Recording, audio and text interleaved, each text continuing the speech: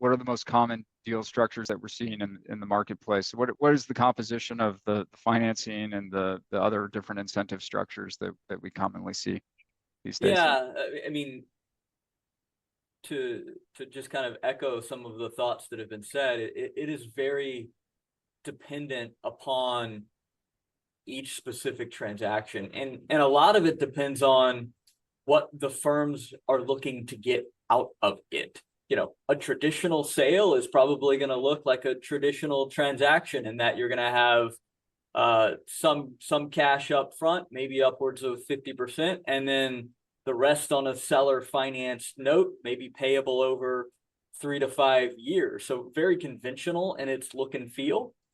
A sell and stay transaction, is going to be something that's a bit more complex. It's going to have a down payment, but it's going to have other forms of consideration, just given the nature and the tenure between the parties going forward. And that's where I think the complexity, but yet the flexibility also comes in to structure a transaction that's exciting for both parties.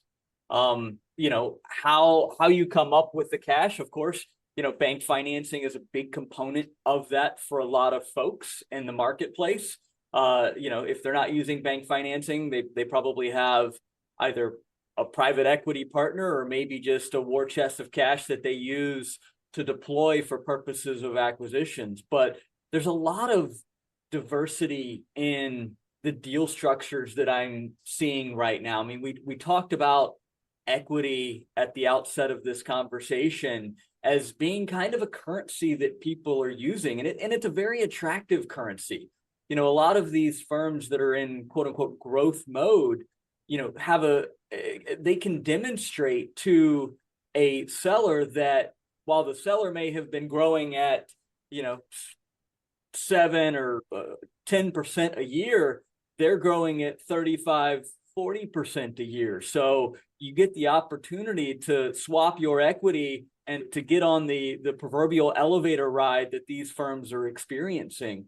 With that, of course, you have to back up and take a deeper dive into that organization to make sure it's the right partnership. So going back to the conversation we were having about, synergies amongst folks, a sell and stay is a much more complex process from a synergistic standpoint than a traditional sale. Most folks who are going down that traditional sale path, yes, they care about who they're selling their business to, and they care about the client relationships and where those relationships are ultimately going to end up.